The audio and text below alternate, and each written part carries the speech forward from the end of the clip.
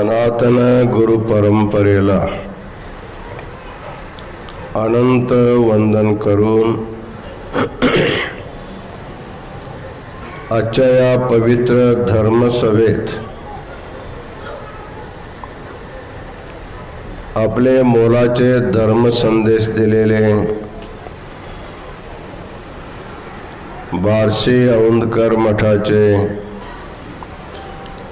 षटस्थल ब्रह्म गंगाधर शिवाचार्य स्वामीजी या सर्व कार्यक्रमाचे संकल्पकर्ता श्री महेश स्वामी, श्रावण मास अध्यात्म समितीचे समस्त पदाधिकारी,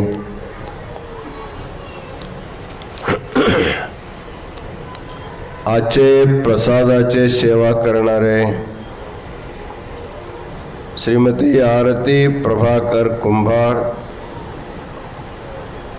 श्री संगप्पा येरण्णा बिराजदार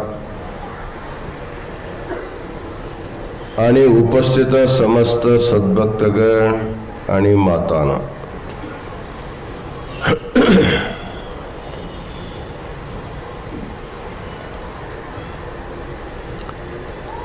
औंधकर महाराजांनी 2 वर्षापूर्वी झालेले श्रावण मासातला अनुष्ठानाचा आढावा घेऊन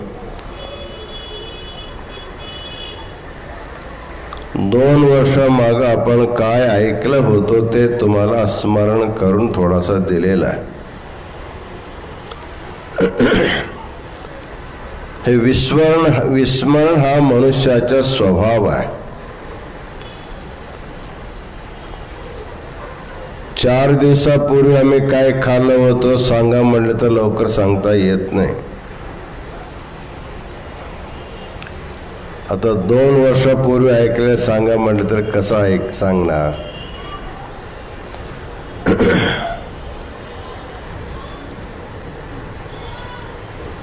किती विसरले तरी सुद्धा थोडाफार आठवण सर्वांना असणारच आहे. संपूर्ण प्रवचन जरी आठवत नसेल त्याचे सार तुम्हा सर्वांना माहीतच असतं. गेल्या 2-3 दिवसापासून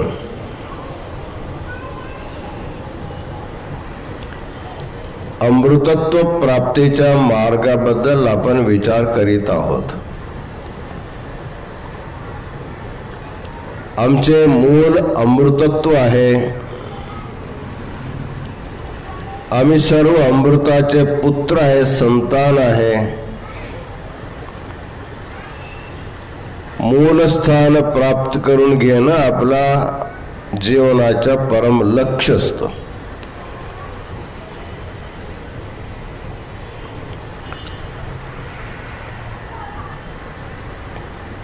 ತಳೆವುದೇ ಮಾಡ್ಪುದಾವುದು भावहारणा. निजगुण शिवयोग ग्रंथामध्ये एक प्रश्नोत्तर रूपाने त्यांनी सुंदर साहित्याची रचना केलेली आहे. तळेವುದೇ ಮಾಡ್ಪುದಾವುದು, जन्म घेतल्यानंतर सगळ्यात पहिले काय काम केलं पाहिजे. तसं देवाने 100 वर्ष आपल्याला वेळ दिलेला आहे.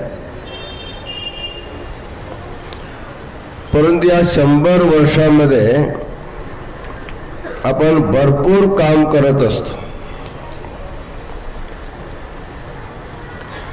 परंतु खऱ्या अर्थाने जे केलं पाहिजे तेच करत नाही. आपण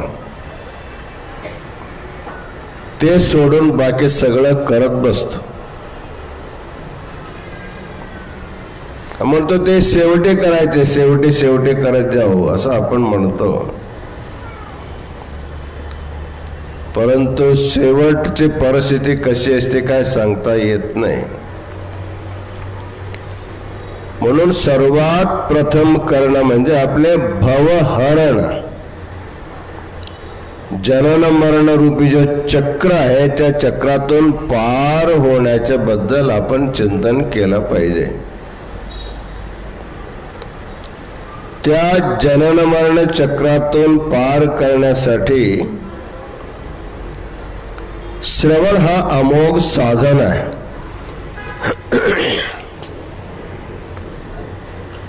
म्हणून सांगितलेलं आहे संसार विषवृक्षस्य द्वे फले ह्यमृतोपमे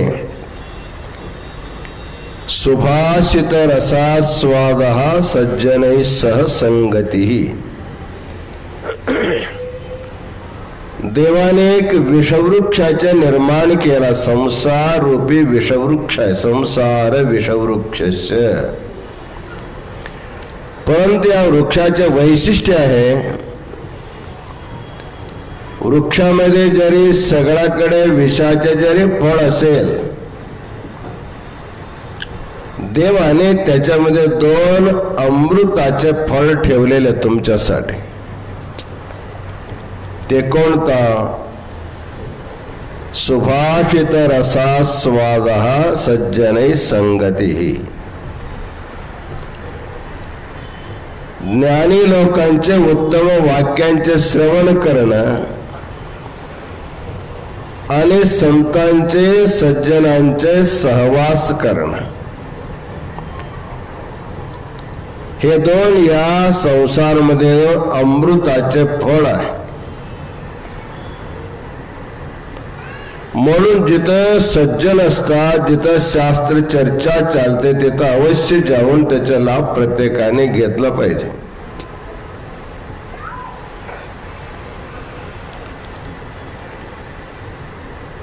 सत्संगत्वे निस्संगत्वम, निस्संगत्वे निर्मोहत्वम, निर्मोहत्वे निश्चलतत्वम, निश्चलतत्वे जीवन मुक्ती. म्हणजे अमृतत्व रूपी मुक्ती प्राप्त करून घेण्यासाठी एक सुंदर संधी त्याचे सांगतात. सत्संगत्वे निस्संगत्वम. संसाराचा संग सोडल्याशिवाय आपल्याला मुक्ती मिळत नाही. मग त्याचे संग सोडण्यासाठी आपल्या संतांचे सज्जनांचे सहवास करावं लागतं. आता 2-3 तासासाठी तुम्ही संसार सोडून आलेला आहे. इथं महाराजांचे दर्शन होईल, लिंग पूजामध्ये भाग घेऊन आपल्याला पादोदक प्रसाद मिळेल, संध्याकाळी आशीर्वचनाचा लाभ होईल, म्हणून आपण घर सोडून येतो. म्हणजे तेवढं तरी सोडून तुम्ही आले ना, म्हणून तुम्हाला लाभ होतो. जे लोक आले नाही त्यांना काही लाभ होत नाही. म्हणून सत्संगत्वे निस्संगत्व, या सत्संगाचा लाभ मिळावा म्हणून तुम्ही इथं आल्यामुळे संसाराचा निस्संग झाला, तिथं संग तुटला.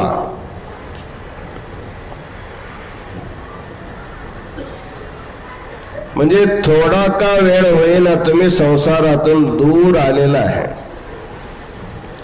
म्हणून आपल्या देशामध्ये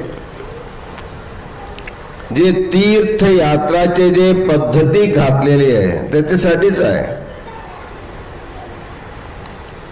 काही ना काही निमित्ताने घराच्या बाहेर पडला पाहिजे. 12 ज्योतिर्लिंगांचे दर्शन असतील, 4 धामांचे दर्शन असतील, अनेक तीर्थांचे स्नान असतील. या निमित्ताने श्रावण महिन्यामध्ये, कार्तिक महिन्यामध्ये, माघ महिन्यामध्ये आपण यात्रा करत असतो. म्हणजे 1 महिन्यासाठी जायचे, पुन्हा येऊन राहायचे, पुन्हा जायचे, पुन्हा येऊन राहायचे. असं घर सोडून जाण्याचे एक अभ्यास तुम्हाला करायचे. एक दिवस येणार आहे संपूर्ण सोडून जायचे, पण वापस येत नाही आम्ही एकदा सोडून गेल्यानंतर.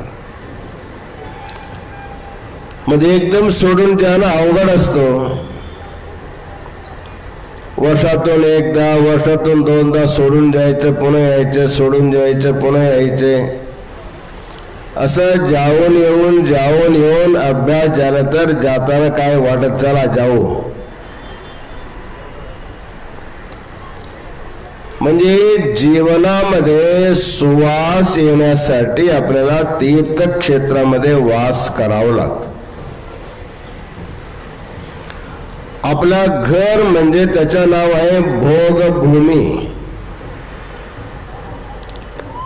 तिथं निरंतर रोज भोग संबंधित विचार असतो.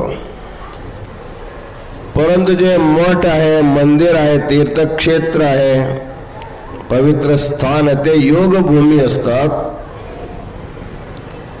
तिथं जाऊन बसल्यानंतर आपल्या संसाराच्या व्यापातून थोडासा मुक्त होत. म्हणून सत्संगत्वे निस्संगत्वम, निस्संगत्वे निर्मोहत्वम. संग जसं सुटत जातो तसं मोह सुद्धा कमी होतो. निर्मोहत्वे निश्चल तत्वम, मनातील मोह कमी झाला तर मन एकाग्र होतो. निश्चल तत्वे जीवन मुक्ती. ही जीवन मुक्ती म्हणजे काही नाही, मन एकाग्र झाला, निश्चिंत झाला, निश्चल झाला म्हणजे तो मुक्ती आहे. म्हणून सुभाषितकाराने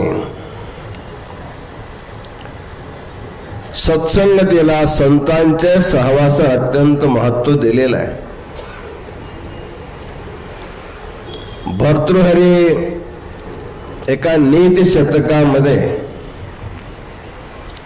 संत म्हणजे कोण, सज्जन म्हणजे कोण, त्यांचे सहवास कसं कराबद्दल सांगतात. मनसी वचसी काये पुण्य पीयूष पूर्णाः.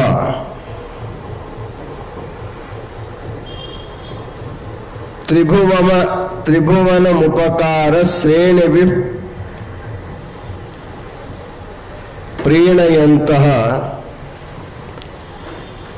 परगुण परमाणून् पर्वतीकृत्य नित्यं निज हृदय विकसंतः संति संतः कियंतः.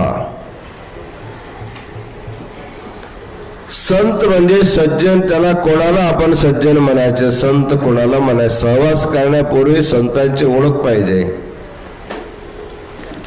म्हणतात मनसी वचसी काये पुण्य पीयूष पूर्णाः. देवाने आपल्याला 3 प्रकारचे कर्ण, त्रिकर्ण त्याला आपण म्हणतो. काया, वाचा, मनस हे 3 प्रकारचे कर्ण आहे. सज्जनांचे मनामध्ये काय असतो, सज्जनांचे वाणीमध्ये काय असतो, सज्जनांचे कायामध्ये काय असतो ते सांगतात. मनसी वचसी काये पुण्य पीयूष पूर्णाः. पीयूष म्हणजे अमृत.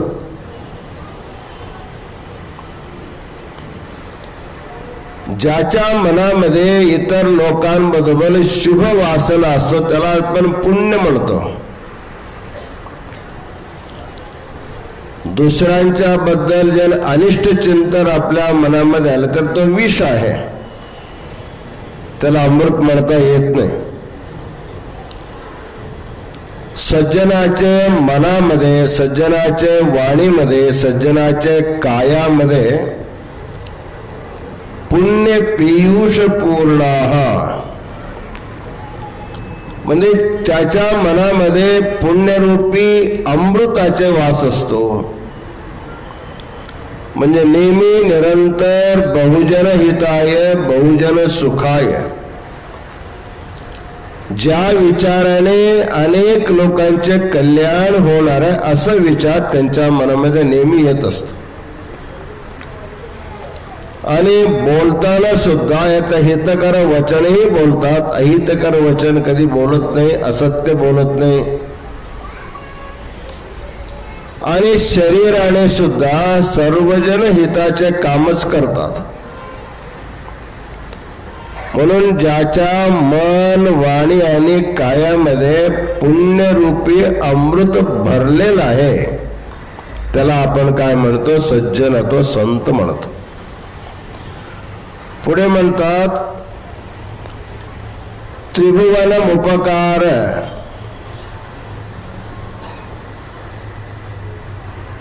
म्हणजे 3 भुवनामध्ये असलेले सर्व जीवांना ते उपकारच करतात, अपकार कधी करत नाही.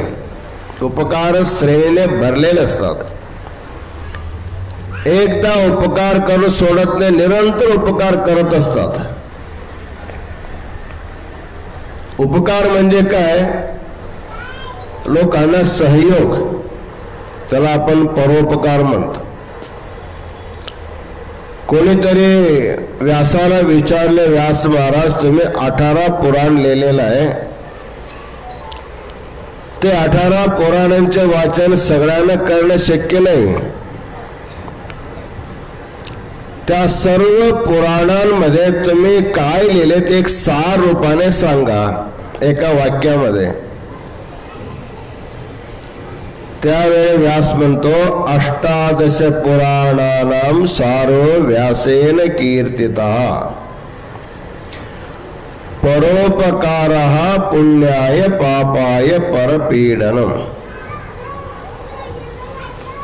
18 पुराणानां सारो व्यासेन कीर्तितः, 18 पुराणांचे सार व्यासाने एका श्लोकामध्ये सार रूपाने सांगितलं. तो म्हणतो परोपकारः पुण्याय पापाय परपीडनम्. दुसऱ्याला काया वाचा मनसा उपकार करणे पुण्य आहे, आणि काया वाचा मनसा दुसऱ्यांना पीडा देणं हे पाप आहे. मनुष्य जगामध्ये जन्मल्यापासून शेवटपर्यंत कशाची कमाई करतो? पुण्य पापाची कमाई करतो. उपकार केला पुण्य येतो, अपकार केला तर पाप येतो. म्हणून लोकांना परोपकार करण्याचा विचार शिकविण्यासाठी देवाने या संसारामध्ये निरंतर परोपकार करणाऱ्या वस्तूंचे सृजन केलेलं आहे. रविश्चंद्रो घना वृक्षा नदी गावश्च सज्जनाः एते परोपकाराय युगे देवेन निर्मिताः. रवी म्हणजे सूर्य. परोपकार करणाऱ्या व्यक्तींचे उदाहरण दिलेले आहे. सूर्य एक परोपकारी ग्रह आहे. सूर्य एक ग्रह आहे. कसला ग्रह? परोपकारी ग्रह. निरंतर दुसऱ्याला उपकार करतो, त्याच्या प्रति काही फलाभिलाष करत नाही. सूर्याचे उपकार काय आपल्यावर? म्हणजे जो प्रकाश देतो त्याच्यापेक्षा मोठा उपकार काय आहे? सूर्य जर नाही उगवले तर आपले सगळे काम ठप्प होतात.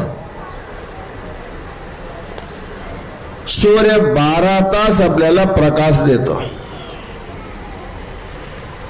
तुम्ही इथं जे लाईट लावलेलं आहे ना, त्याला MSCB बोर्डने एक मीटर लावलेलं असतं. दर महिन्याला जेवढं युनिट तुम्ही जाळता त्याचे पैसे भरले तर ठीक, नसेल तर ते कट करून टाकतात. परंतु हे लाईट केव्हा येतात केव्हा जातात का सांगता येत नाही. आले तर आले, गेले तर गेले, टिकले तर टिकले, नाही टिकले तर नाही टिकले म्हणतात तसं. परंतु सूर्यप्रकाश तसा होत नाही. सकाळी 6 वाजता सूर्योदय झाल्यानंतर संध्याकाळी सूर्यास्त पर्यंत निरंतर प्रकाश मिळत असतो. म्हणजे 12 तास निरंतर सूर्य प्रकाश देतो. त्याच्या प्रतिफल रूपाने तो काय घेतो आपल्याकडनं? काय देतो आम्ही? काही देत नाही. तरी आपल्या योगशास्त्रामध्ये सूर्याच्या 12 तास आपण प्रकाशाचा उपयोग करतो. मग त्याला काय द्यायचे? नमस्कार प्रियो भानु. सूर्याला नमस्कार अत्यंत प्रिय आहे. म्हणून सूर्य उठण्याच्या अगोदर उठून शौचादीने शुचिर्भूत होऊन सूर्याला 12 नमस्कार, सूर्य नमस्कार असं योगशास्त्रामध्ये प्रसिद्ध आहे. जर तुम्ही 12 नमस्कार केले तर 12 तास प्रकाशाचे बिल चुकता झाला. नाही केले तर तुमच्यावर सूर्याचे ऋण राहणार आहे. परंतु जर उद्यापासून सूर्याचा जर नेम केला, जसं तुमच्या मोबाईलमध्ये चार्जिंग करता, जे चार्जिंग करतात त्यांचा मोबाईल चालू असतो, त्याचे चार्ज संपले की आपोआप बंद पडतो. तसं जर ज्यांच्या घरामध्ये 12 नमस्कार करतात त्यांच्या घरी सूर्यप्रकाश मिळावा, इतरांना मिळू नये असं म्हणले तर काय होणार? किती लोकांचे घर अंधारात पडणार आहे.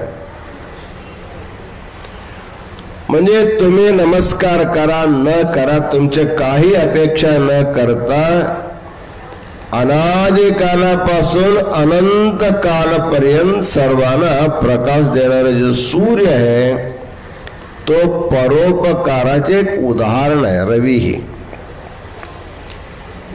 तसंच चंद्र सुद्धा जो शीतल प्रकाश देतो आपल्याला. तुम्ही घरामध्ये एसी लावले तर त्याला सुद्धा तुम्हाला भरावं लागतो, परंतु चंद्राचे शीतल किरण तुम्हाला प्राप्त होतं, त्याला काय बिल भरत नाही.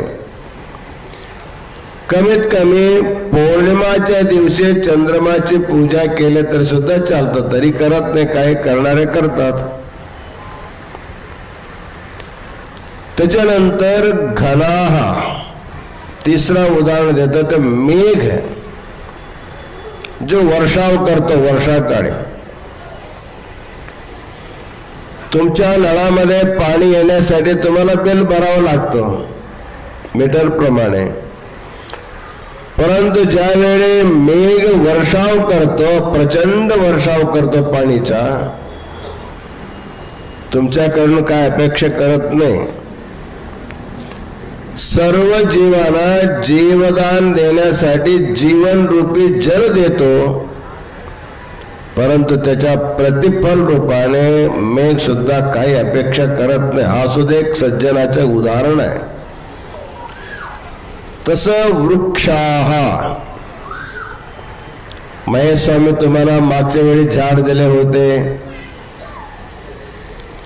झाड लावा, झाड जगवा, म्हणजे तुम्ही जगता. झाड असेल तर तुम्ही जगू शकता, झाड नसेल तर जगणं मुश्किल आहे. कोरोनाच्या काळामध्ये ऑक्सिजनची कमतरतेमुळे अनेक लोक मेले, तुम्हाला माहित आहे. त्यावेळी टीव्हीच्या माध्यमातून दाखवत होते, जंगलातील मोठे मोठे झाडं कापून कापून ट्रक मध्ये भरून जाण्याचे चित्र दाखविले. दुसऱ्याकडे ऑक्सिजनचे टँकर भरलेले ट्रक जातात आहे ते पण दाखविले. म्हणजे जर तुम्ही झाड वृक्ष जर कापले नसते, तुम्हाला ऑक्सिजनचे टँकर आणण्याची गरज नव्हता. म्हणून वृक्ष आपल्याला शुद्ध वायू देतात. आम्ही अनेक वेळ ह्या विषयावर सांगितलेलं आहे. माणसाला जगण्यासाठी अन्न पाहिजे, पाणी पाहिजे, हवा पाहिजे. आम्ही दिवसातून 2दा 3दा घेतो, कदाचित कोणी 4 वेळ खाऊ शकतो, ह्याच्यापेक्षा अधिक काय खाणार आहे? 2 नाश्ता 2 जेवण, 4 वेळ जेवण करता आणि 10-12 वेळ पाणी पिऊ शकता. आणि हवा किती वेळ घेता? तुमचे जेवण किती वेळ घेता माहित आहे, पाणी किती वेळ घेता माहित आहे, किती लिटर घेता, किती किलो खाता, परंतु हवा किती वेळ घेता कोणाला माहित आहे? त्याच्या सुद्धा योगी लोकांनी माहिती करून दिलेलं आहे. एक माणूस 1 दिवसामध्ये 21,600 वेळ श्वास घेतो. 21,600 वेळ. तुम्ही झोपले असताना सुद्धा चालू असतो. खाणं पिणं जागृत मध्ये करता, गाढ निद्रामध्ये कोणी खात नाही पीत नाही, परंतु तुम्ही हवाचे जे श्वासोच्छ्वास आहे ते रात्रंदिवस चालू असतो. ज्यावेळी आपल्या आईच्या पोटातून जन्म झाला, ज्यावेळी आईच्या आणि मुलाच्या मधला जे नाळ कट करतात तेव्हापासून आपले श्वासोच्छ्वास सुरू होतो. मुलं रडतात म्हणजे काय? श्वासोच्छ्वास त्यांचे सुरू झाला, त्याचा अर्थ आहे. तेव्हा सुरू झालेले श्वासोच्छ्वास आपल्याला शेवटच्या क्षणापर्यंत कधी थांबत नाही. थांबले की संपला, श्वास थांबले की संपलं. म्हणून आम्ही सांगतो, तुम्ही ज्या वेळी इथं कार्यक्रम संपल्यानंतर प्रसादासाठी अन्नपूर्णा छत्रामध्ये जाता, तिथं अन्न आहे, तिथंच बाजूला नळ आहे, तिथं जाऊन पाणी पिता. हवा घेण्यासाठी कुठे जाता? जेवणासाठी अन्न छत्रामध्ये जाता, पिण्यासाठी पाणी कुठे ठेवलं तिथे जाता, आणि हवा घेण्यासाठी कुठे जाता? देवाने अशी व्यवस्था केली, 1 अर्धा मिनिट उशीर झाले तर आमच्या जीवन धोक्यामध्ये जातं. म्हणून जिथं तुमचे नाक आहे तिथंच हवा ठेवलं, कुठे जायची गरजच नाही. म्हणजे आपल्या जीवनाला अन्न पाणीपेक्षा हवा अत्यंत मुख्य आहे. आणि शुद्ध हवा आपल्याला मिळतो वृक्षापासून. म्हणून जसं मातृदेवो भव पितृदेवो भव असं म्हणलेलं आहे, तसं वृक्ष देवो भव असंही सांगितलेलं आहे. वृक्षाला सुद्धा देव माना. तर आपल्या भारतीय संस्कृतीमध्ये वृक्षांची पूजा सुद्धा आपण करतो. वडवृक्षांचे, बेलाचे आणि शमी वृक्षाचे वगैरे पवित्र पंचपल्वांची पूजा आपण करतो. म्हणजे वृक्षांमध्ये देवबुद्धी असले तर कमीत कमी तेवढं वृक्षाला तुम्ही कापू शकत नाही, जाळू शकत नाही, म्हणून त्याची हे भावना केली. महर्षी व्यासाने सांगितलेलं आहे, दशपुत्र समो द्रुमः.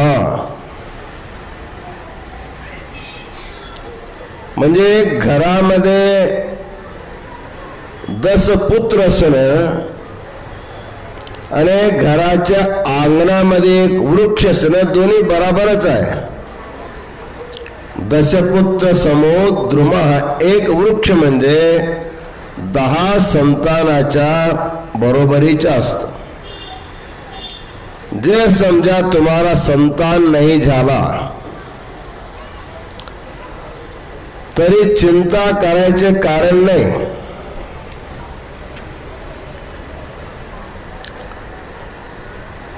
जर तुम्ही एक वृक्ष तुमच्या अंगणामध्ये जर लावून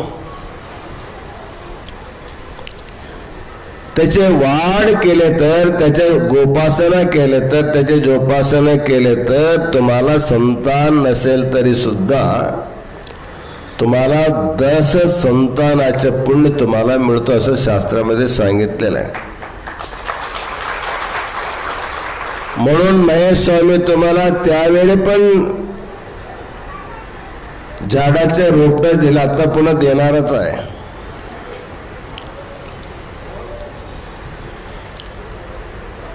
एक माणसाला 24 तास मध्ये जे त्यांना व्हेंटिलेटरवर राहावं लागला, किती ऑक्सिजन लागतो, किती सिलेंडर लागतो. आता अनेक लोकांना अनुभव आलेला आहे त्याचे. कोरोना काळामध्ये जे लोक व्हेंटिलेटर मध्ये जेवण वापस आले त्यांना सगळं माहित आहे. म्हणजे कमीत कमी 8 सिलेंडर ऑक्सिजन लागतो असं सांगतात. म्हणजे एका सिलेंडरला किती किंमत आहे?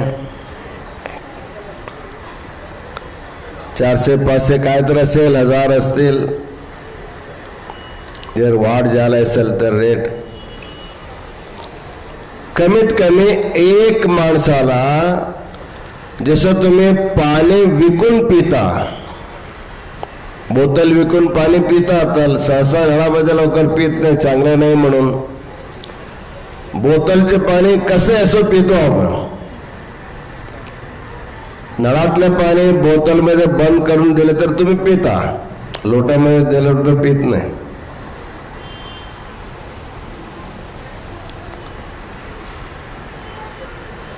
तसं एक व्यक्तीला कमीत कमी 3 ते 4 हजार रुपया, त्याच्यापेक्षा जास्तच लागतील ऑक्सिजनसाठी. एक दिवसाला जर पाणी जसं विकून पितो तसं ऑक्सिजन विकून जर श्वासोच्छ्वास करण्याची संधी आली, एका दिवसाला एक माणसाला 3-4 हजार रुपये जर त्याचा खर्च असेल तर किती लोक जगू शकतात.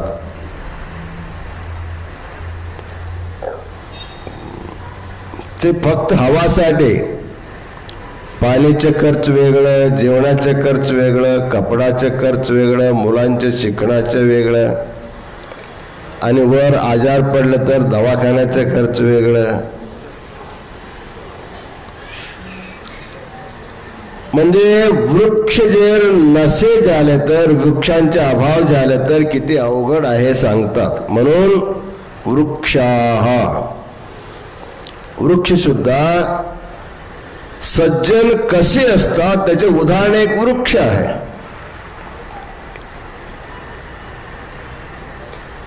एक वृक्ष जर आपण लावलो, एक वृक्ष एक दिवसामध्ये कमीत कमी 200 लोकांना जेवढं ऑक्सिजन पाहिजे तेवढं प्रोडक्शन करून देतो. एक वृक्ष 200 लोकांना जेवढं पाहिजे तेवढं. म्हणजे एक वृक्षाची किंमत किती होतील बघा. म्हणून विदेशामध्ये वृक्ष कधी कट करत नाही, भारतामध्ये एकही सोडत नाही. कदाचित रस्त्याच्या रुंदीकरण जर करायचे असेल तर, वाढवायचे असेल तर तिथं लावलेल्या वृक्षाला काटत नाही ते लोक.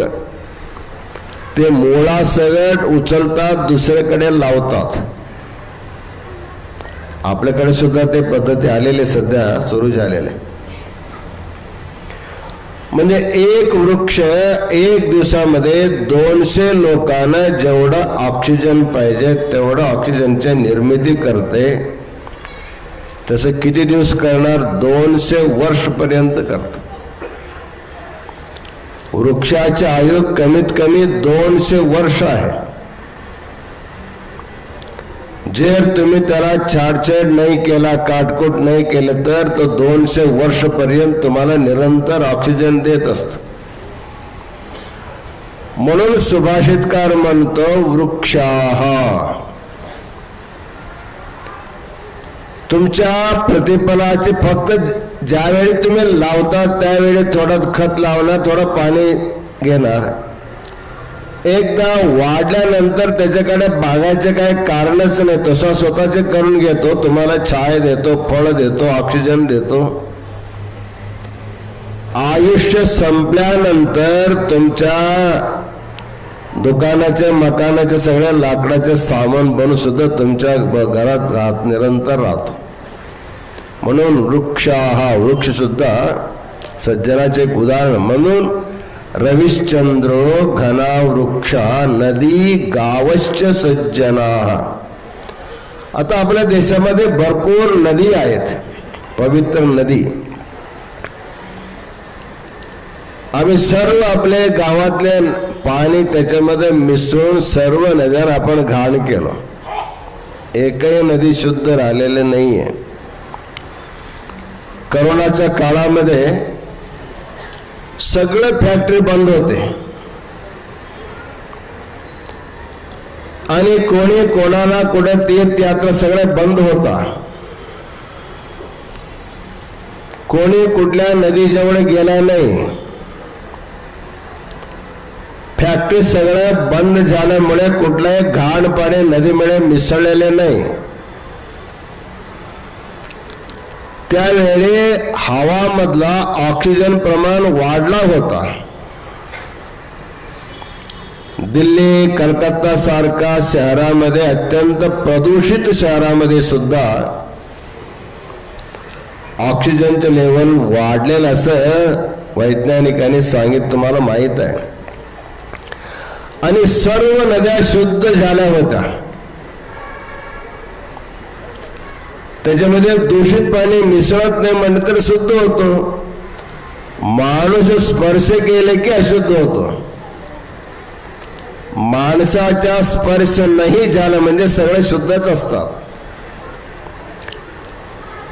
84 लाख प्राण्यांमध्ये कुठलाही प्राणी अशुद्ध करत नाही माणसाशिवाय. सगळ्यांना अशुद्ध करणारा, सगळ्यांना अपवित्र करणारा, सगळ्यांना दूषित करणारा जीव म्हणजे तो मनुष्यच आहे. म्हणून नदी सुद्धा अमृत सारखा पाणी घेऊन हिमालयापासून झरणे येतात आणि समुद्राला पोहोचेपर्यंत शेताला पाणी देतात, जनावरांना पाणी देतात, माणसाला पाणी देतात. जलामध्ये असेल सर्व जीवजंतूंना संरक्षण करत आपल्या उगमस्थानापासून विलयस्थानापर्यंत निरंतर उपकारच करतात. तुमच्याकडनं काही प्रतिफलाची अपेक्षा नाही, फक्त तुम्ही मला स्पर्श करू नका तेवढं तुमचा उपकार म्हणतो ना द्या. गावः म्हणजे गोमाता. तुम्ही घास घातले तर खातील, नसेल तर बाहेर जाऊन चरून येतो, तुम्हाला अमृत देतो. तुमच्याकडनं काय अपेक्षा करत नाही. जसं सूर्य, चंद्रमा आणि मेघ, वृक्ष, नदी आणि सज्जन गाय. जसं सूर्य आदी अनेक वस्तू सृष्टीमधला काही प्रतिफलाची अपेक्षा न करता उपकार करतात, तसं लोकांमध्ये एक सज्जन माणूस सुद्धा तसंच असतो. तुमच्याकडनं काही अपेक्षा न करता तुम्हाला निरंतर उपकार करत असतो. अशा संतांचे, सज्जनांचे सहवास करणं म्हणजे त्याला सत्संग म्हणतात.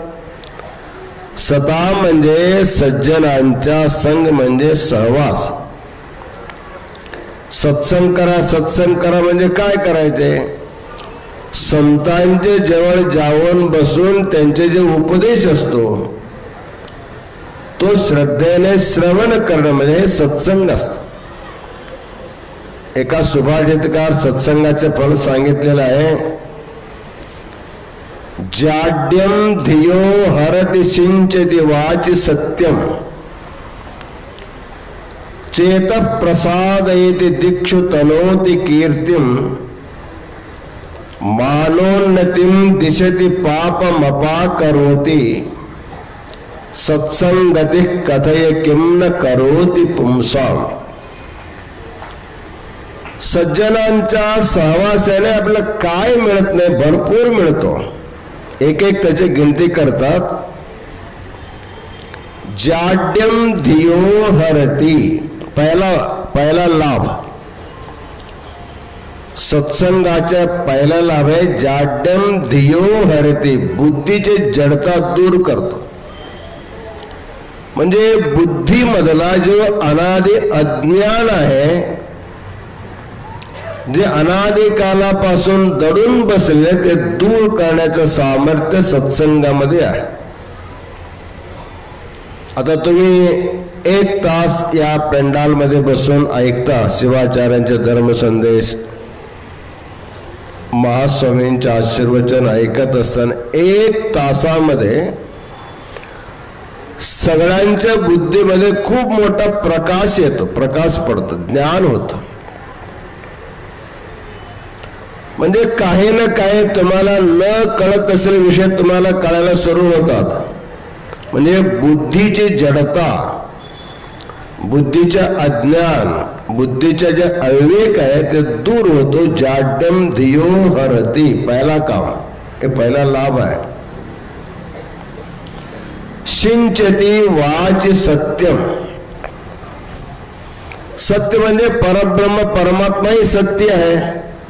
सत्यम शिवम सुंदरम आपण म्हणतो देवाला. जो सदा सदा राहणार आहे तो सत्य आहे. त्या सत्याच्या संतांच्या वाणीतून ऐकून ऐकून ऐकून आपल्या वाणीमध्ये सत्याची प्रतिष्ठापना होते. सिंचती वाची सत्यम, आपल्या वाणी सुद्धा सत्य बोलायला सुरू करतो. चेत प्रसाद येते, सर्वात मोठा लाभ म्हणजे चित्तामध्ये प्रसन्नता येते. आता इथं प्रवचन ऐकत असताना ज्यावेळी तुम्हाला अनेक उदाहरणातून तुम्हाला आम्ही ज्यावेळी समजावून सांगतो त्यावेळी तुमच्या मुख हसरा होतो, तुम्ही हसता, प्रसन्न होता.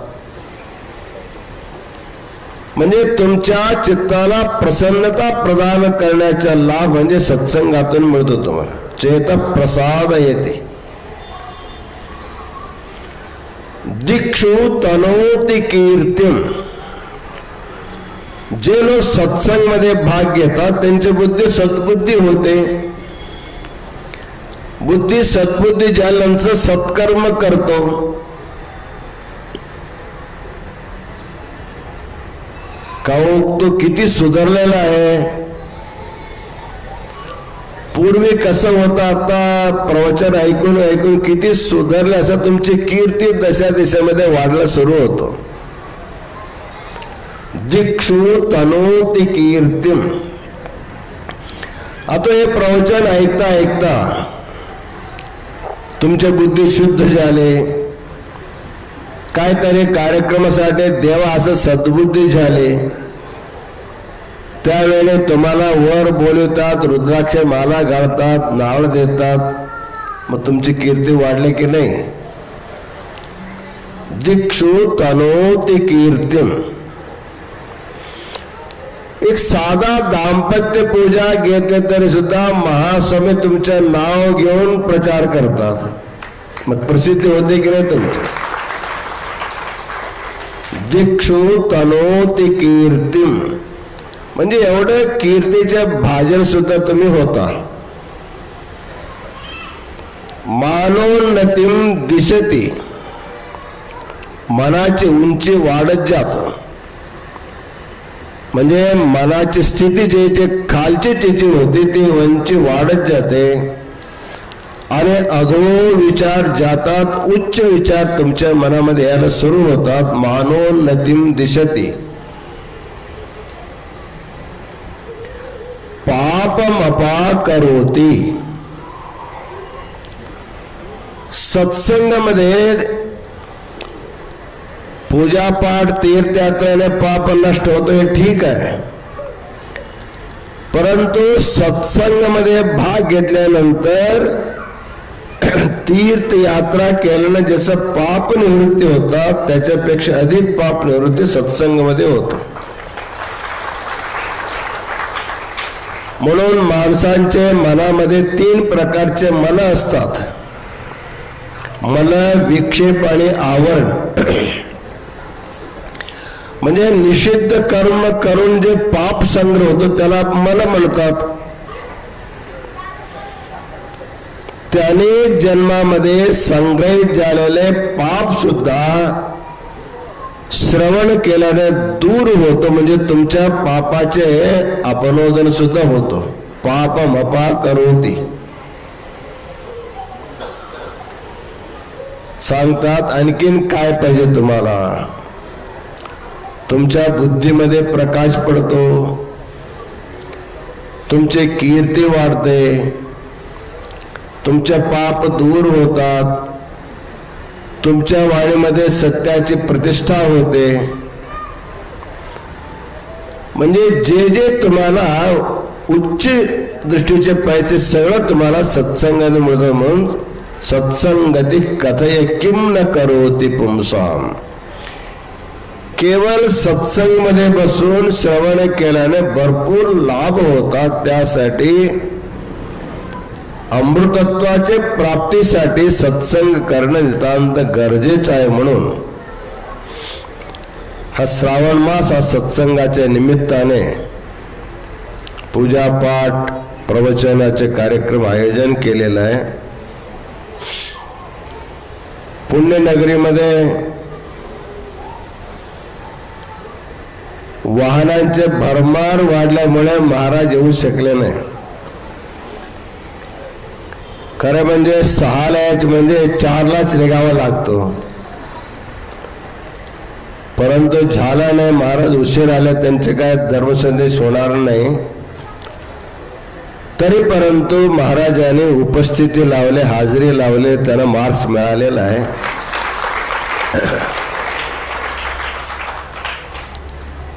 उद्याच्या सभामध्ये त्यांना आपण सत्कार करणार आहे. त्यांना जे महाराष्ट्र शासनाकडून जे मान मिळालेला आहे आणि बेंगलोरचे व्हर्च्युअल युनिव्हर्सिटीच्या द्वारा त्यांना जे डॉक्टरेट पदवी मिळालेला आहे,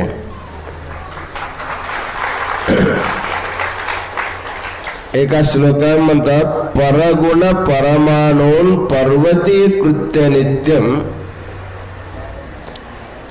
दुसऱ्यांचे गुण लहान असेल तर त्याला मोठ्या प्रमाणे जे पाहतो त्याला आपण संत म्हणतो.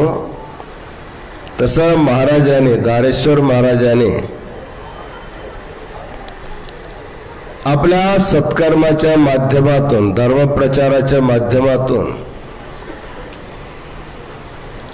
आम्हाला वाटतं महाराष्ट्रातले कुठलेही जिल्हा सोडलेले नाही. ते सर्व जिल्ह्यांमध्ये हिंडून धर्मप्रचार केलेला आहे आणि सर्वांचे भक्तांचे मन सदा प्रसन्न ठेवण्याचे काम त्यांनी केलेलं आहे.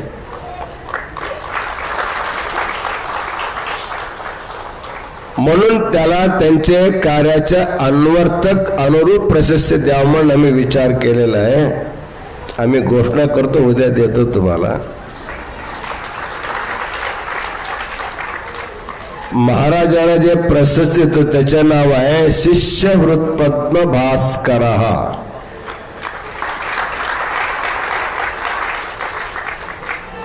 कमल विकसित होण्यासाठी काय लागतो? सूर्योदय लागतो. भास्कर म्हणजे सूर्य. सूर्य उदित झाल्याबरोबर कमल विकसित होतो.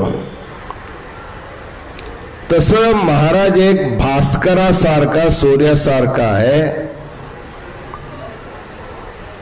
ते कुठलं कमल विकसित करता? शिष्यांचे हृदयरूपी कमलाला विकसित करणारा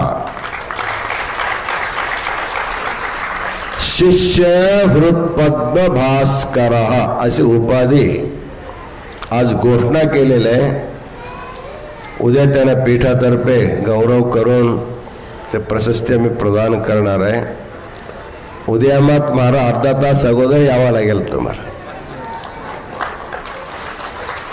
आजचे प्रवचन उद्याचे प्रवचन 2 प्रवचन केल्याशिवाय तुमचा सत्कार होणार नाही. लोक तासभर तुमचे वाट पाहून नंतर तुमचे वेळ महेश स्वामी घेतला, नंतर थोडा वेळ गंगाधर महाराजांनी घेतले. शेवटी उशीर होते म्हणून आम्ही आशीर्वचन संपवलेलं आहे. आणि तुम्ही केलेले जे कार्याबद्दल महाराष्ट्र शासनाने ते गौरव केला, आम्हा सर्वांना अत्यंत शिवाचार्यानं माझा आनंद आहे. असंच तुम्हाला उदंड आयुष्य उत्तम आरोग्य म्हणून आतापेक्षा अधिक शिष्यांची जे प्रबोधन सेवा तुमच्याकडून हो असं मंगलाशीर्वाद देऊन आम्ही आपले आशीर्वचन पूर्ण करीत आहोत. ओम शांती शांती शांती.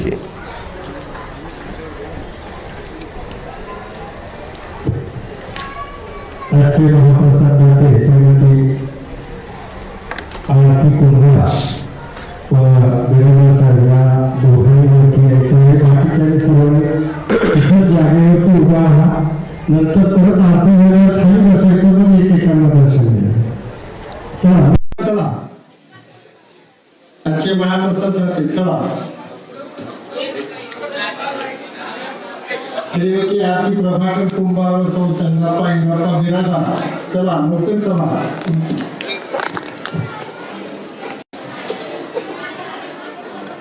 बाकी आहे तिथे कार्यकर्ते म्हणून आहे.